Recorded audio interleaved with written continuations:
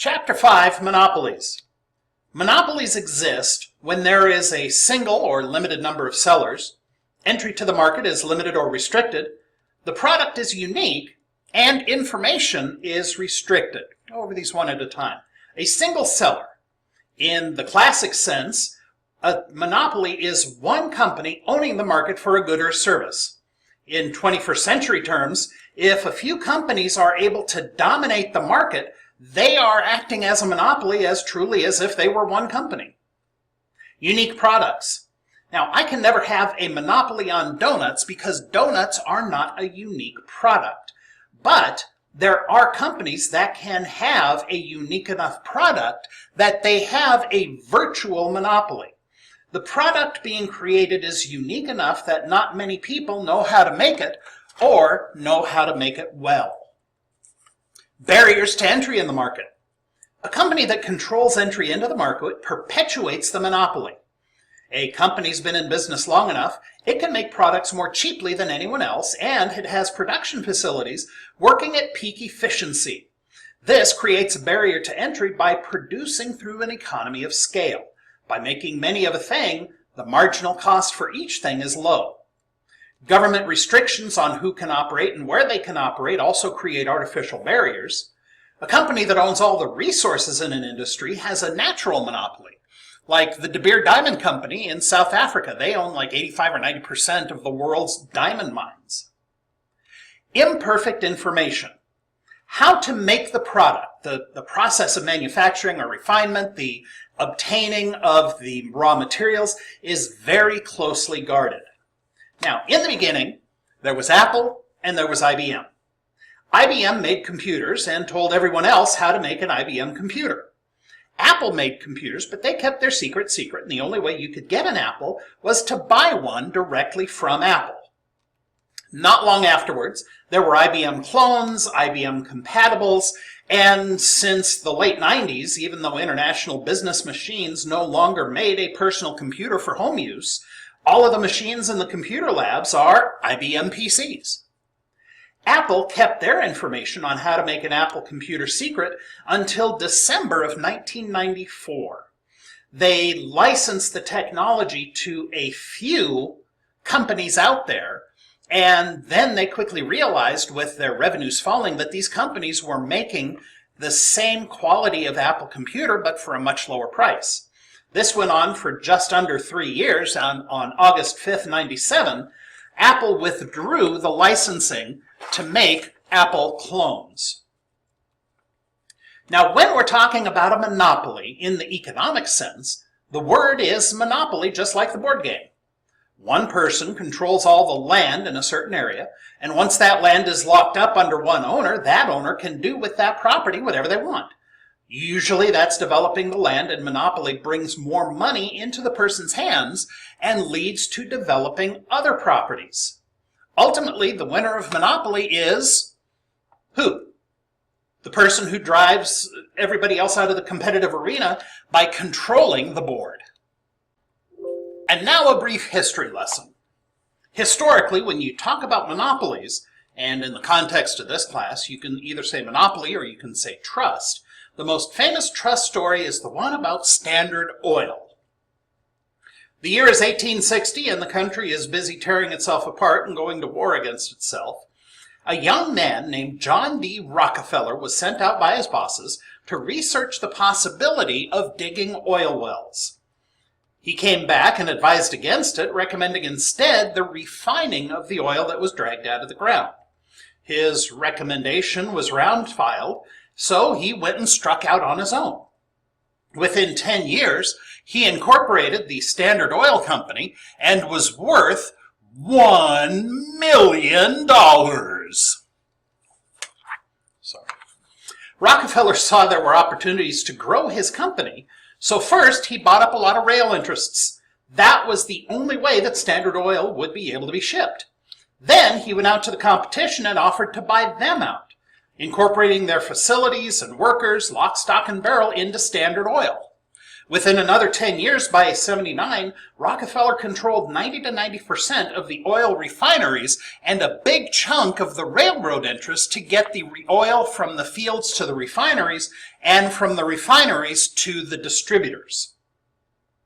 Now, in this year, seeing that the scattered business interests were difficult to manage across several states, he moved away from having a regular company into setting up a trust. Now, initially, a trust was a way for somebody to manage the property of somebody else, but Rockefeller used the trust to manage businesses centrally. The stockholders of these businesses signed their stocks over to the Board of Trustees of Standard Oil in exchange for getting issued a trust certificate. State laws protected against monopolies and restraints of trade, which Rockefeller did by buying up the Confederates. But national law at this point did not. Instead of trusts, Rockefeller went into the concept of a holding company. Now, a holding company is a company whose sole purpose is to manage the operation of other companies by holding a majority of voting stocks in those companies. Trusts, holding companies, and monopolies grew so big and powerful that Congress promised to do something about it. The chairman of the Senate Judiciary Committee, John Sherman, drafted legislation in 1890 that would seek to nationalize legislation to help bust up the trusts. The Sherman Antitrust Act said that any contract, combination, or conspiracy of restraint of trade is illegal, and it prohibited the establishment of monopolies in interstate or foreign commerce. Now remember, interstate commerce, that's going to come in handy later. This was a mostly symbolic move to begin with, spawning only 18 cases in the first 10 years. And it wasn't until 1914, under President Wilson, that some real teeth were given to the Sherman Act in the form of a strong federal trade commission. Now, the Sherman Act forbade creating monopolies in interstate commerce. Article 1, Section 8 of the Constitution gives Congress the express power to regulate interstate trade, and a bunch of Supreme Court cases, the first one being Gibbons v. Ogden in 1824, reinforced this power. Since the state laws were very patchworked and inconsistent from state to state, Rockefeller was able to manipulate the operations from state to state while barely staying on the right side of the law, while still monopolizing the industry. The biggest antitrust suit to come down the pike since Standard Oil was back in the 70s in the Bell telephone monopoly. Claiming that there was restraint of trade in the phone market, AT&T was forced to break up its holdings in the local call business, creating a bunch of smaller baby Bells. Pacific Telesis, Bell South, US West. This opened up the long-distance market to competition, but kept a lock on the local phone service. So you could choose whoever you wanted as your long-distance carrier, but if you want to make a local call, you had to use one of these companies. About 10 years later, there were efforts to open up the local market to competition, allowing long-distance carriers to provide local services. Well, guess who fought that tooth and nail? With the rise of cellular telephones and roaming charges and unlimited local and long-distance calling, this really now is moot except for people who actually have landlines. Just like the universe, those things that expand will eventually start to collapse. The AT&T Bell system was broken up into 8 baby Bells, and through a series of mismanagement and mergers and stuff like that, it collapsed back in on itself to 4 different phone companies: Verizon, AT&T, CenturyLink, and Sprint and T-Mobile. The real interesting thing, though, was in response to the Y2K problem, the federal government put the antitrust laws aside. Now, the Y2K problem, back when computers programs were being written, space for the program itself was at a premium. So, in order to catch a shortcut, it was going to be a 2-digit day, 2-digit month, and 2-digit year, like 09-21-66, because they were still in the 1900s. What they realized in the late 1990s was that even though the space for programs had radically expanded, the result of writing all of these programs with a 2-digit year rather than a 4-digit year posed a problem. They were worried that the computers would see 1159 on 12/31/99. They would think that it was now 1900 rather than 2000. And they freaked out. They spent 2 or 3 years trying to figure out how to rewrite literally billions of lines of code. There were people who were disaster preppers. They were going to town. All of the things you see on the sideline of the Weekly World News were worried. I was at Disneyland for the odometer roll to January 2000, and Disneyland turned off all of their rides 15 minutes before midnight, just in case bad things happened. The interesting thing is, in October, there was a law passed that said companies could share Y2K data and giving them limited liability against antitrust lawsuits. You may be asking, what is the big deal? The question is, what's the problem? If a company can establish a monopoly in a marketplace, should they not be allowed to exercise that power? Well, in economics, we have to consider both cost and benefit as well as risk. The assumption is that in perfect competition, there are going to be several different factors working together to benefit the consumer. Through perfect competition, we're going to be able to assume the twin benefits of productive and allocative efficiency are going to occur. Productive efficiency is where goods and services are produced at the lowest possible marginal cost. It is being produced efficiently. Allocative efficiently is where the production is based on how many the consumers want. How many do they want? That's how many they're going to make. You're not going to run into shortages. You're not going to run into overages. But with monopolies, we have the assumption of contrived scarcity and inefficiency. Now, contrived scarcity is where producers produce less of a problem than they would have if they were in competition. So instead of having the machine spit out as many as they can, they're just going to turn it back down and they're going to produce few, creating a shortage. Static inefficiency counts on the law of supply to push the scarce items higher. X inefficiency is where there's no concern for the marginal cost of production because the costs are covered in the price of the item. If you want it, you're going to pay for it. You're going to pay the price that we set. And because monopolies have no competition, they're under no market pressure to continually improve their product. They don't feel the breath of the competitor on their neck, so they can comfortably sit and produce at their own pace. However, the monopolists say that they're not monopolists, and they argue that they're not a monopoly because they're not only competing with other manufacturers, but they're also competing with themselves. They say they have to keep improving so that people will want to buy the upgrades. There's built-in competition, not just between firms, but across time. The second argument is, how can there be inefficiency and scarcity if, under the early definitions, there's a price motivation? If people want it, they're going to pay for it. The argument in favor of monopolies is that if a company doesn't have to worry about being competitive, they can devote their time, money, and effort to research and development, improving their product without the time rush to beat the other guys to the market. New products will be thoroughly tested, debugged, and be a benefit to the consumer. They can afford to do this by not having to spend their money against their competition. Looking at the extremes, perfect competition and monopoly, we need to take a look at how companies behave.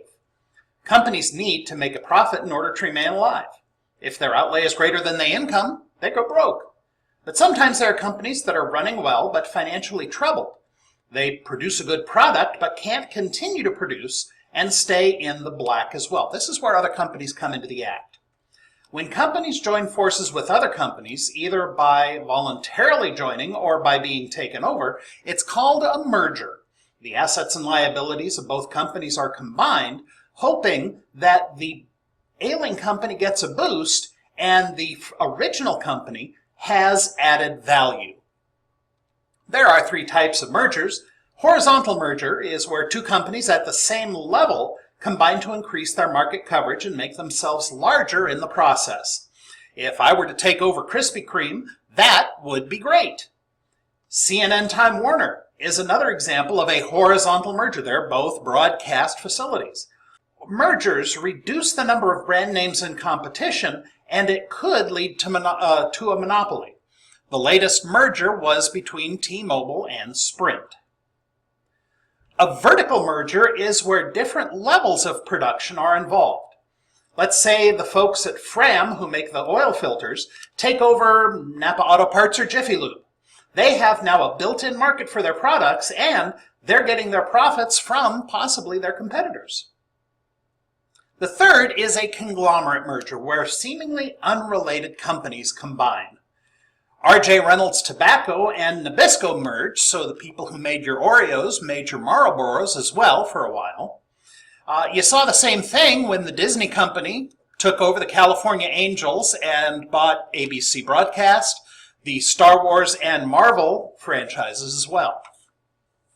The consequences of mergers is that they might lead to a monopoly in the marketplace. Think if Bank of America were to go through the Rogue Valley and take over all of the banks here, Umpqua, Evergreen, Banner, they would say that they're maximizing their market coverage.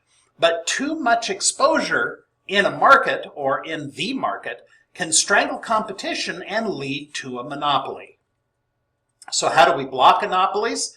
What do we do to maintain competition in the workplace, keep monopolies from restraining trade? Well, there are several methods in place to limit the ability of a monopoly arising. The first one is prohibition. The Sherman Antitrust Act, the subsequent laws and actions are one way of dealing monopolies. By forbidding them from existing, they will not exist. Right? Right. Another one is price regulation. You allow a monopoly to exist, but make the monopoly be a price taker like in perfect competition. The price is what the government sets. This is what happens with utility companies, railroads, cable companies, stuff like that. You could have government ownership of monopolies, government ownership and control. The Post Office and Amtrak are technically private companies that are fully funded by the American government. Here in Medford, we have privatization. The government has allowed Charter, or Spectrum, whichever you want to call it, to be the sole provider of cable TV service, not talking about Dish or DirecTV because those are satellite services. Charter is the only company you can get. You cannot get Time Warner Cable, you cannot get Uverse or anything like that. If you have trash in the Medford area, you have Rogue Disposal. You don't have Ashland Recycling. You don't have Rogue Valley Sanitation. Those are private companies that have been granted a license by the government to perform these services. If you park illegally downtown Medford, they are not city workers ticketing your cars. It's a private company contracted through the city. Another way to block a monopoly is to leave it alone. Through the marketplace, the market does not allow a monopoly since there are motivations from other areas to come up with substitute products. Now, the monopolist might be the only producer of a specific item, but other items that can replace it will soon spring up. Let me ask you a question. What do all of these products have in common? All of these products were once brand names. Let's take Velcro. The folks who made Velcro had a monopoly on that type of fastener. The Velcro company, Velcro was a registered trademark, other companies saw that they could make similar hook and loop fasteners that operated on the same principle, so they weren't making Velcro, they were making their own hook and loop fasteners, just like bandages, tissues, Cotton Swab's Q-tip is a registered trademark. Bubble Wrap, dumpster and porta potty. Bubble Wrap is actually by the Packaged Air Company. There are closed monopolies. These are ones that are protected by law. The Postal Service tried unsuccessfully to enforce its monopoly power over the delivery of first-class mail. They claimed in court that FedEx and UPS were breaking the law by delivering letters that were not so urgent as to necessitate overnight delivery. Basically, FedEx and UPS were trying to get into competition with the Postal Service. USPS wanted their competition to verify that each letter sent was indeed urgent, hoping that the burden would be so great the competition would get them out of this business stream. Needless to say, it didn't quite work in the Postal Service's favor. There are natural monopolies where one company dominates the market by virtue of its sheer size and power, or you have a natural monopoly by being the only guy in town. If you're the last gas for 80 miles, you have a natural monopoly. They're not going to force you to open up another competing gas station. An open monopoly is kind of the natural selection method. Usually the first person in the pool has, by definition, a monopoly, but there's no protection against others jumping in afterwards. Profits in a monopoly. Even though the firm may be a monopoly, they still have to be cognizant of maximizing profits. Your book has a really good explanation of this on pages 147 to 151. Please take those pages slow, ask questions in the forum if you're stumped, because I'm only going to emphasize a few key points. A monopolist maximizes profits by producing the quantity of output where marginal cost equals marginal revenue. MC equals MR. This makes a monopolist happy. Chart A shows the widest point of profit, where costs are lowest and revenue is highest in comparison to each other. That is at the dotted line. The dotted line is 13 units. Chart B shows where MC equals MR, as opposed to where demand, the price demand, would be for those items. Even though total revenue rises beyond 13 units, the total revenue is going up, the profit, the gray area in the middle, is going to fall because cost rises faster. The intersection of marginal revenue and marginal costs determine the profit maximization point for the monopolist. Let me say that again. The intersection of marginal revenue and marginal cost is the profit maximization point for a monopolist. Some other things you need to know. Limit pricing is basically the monopolist undercutting the competition. The dominant firm lowers its price below the point that the competition can survive. The competition starts operating at a loss and can't recover as long as the dominant firm keeps prices lower than what they can afford. The dominant firm has the advantage of long-term position in the market, and they have substantial assets to allow them for short-term reduction in profits or even short-term losses. Once they've boosted the competition out, the price is raised back up to pre-fight levels, or maybe even slightly higher to make up for the lack of lost profits. Price discrimination. Differential pricing for goods and services that are not justifiable by the difference in production costs. The best example of this is movie tickets. You go to the movie, well, when you were able to go to the movie before we were all locked down, when you go to the movie costs the same price to run. But there are 3 different prices based on when you were born. $8, $10, or $12. There is no difference in how the movie was made or what it takes to show the movie. The only thing is to bring people in by lowering prices for certain populations. That is price discrimination. Two-part pricing is an imposition of an additional cost in order to gain the right to shop at a certain firm, or to make you buy additional things once you're already in. Along with the examples in the book, a couple good examples we have in the Rogue Valley are Bi-Mart and Costco. At Costco, you pay $55 a year, the access fee, to be a member, And in exchange, you have the right to shop in that store and get the price breaks when you buy a 50-pound bag of basmati rice. You also have the ability to go in for this Costco student lunch program, all the food that they used to give away for free.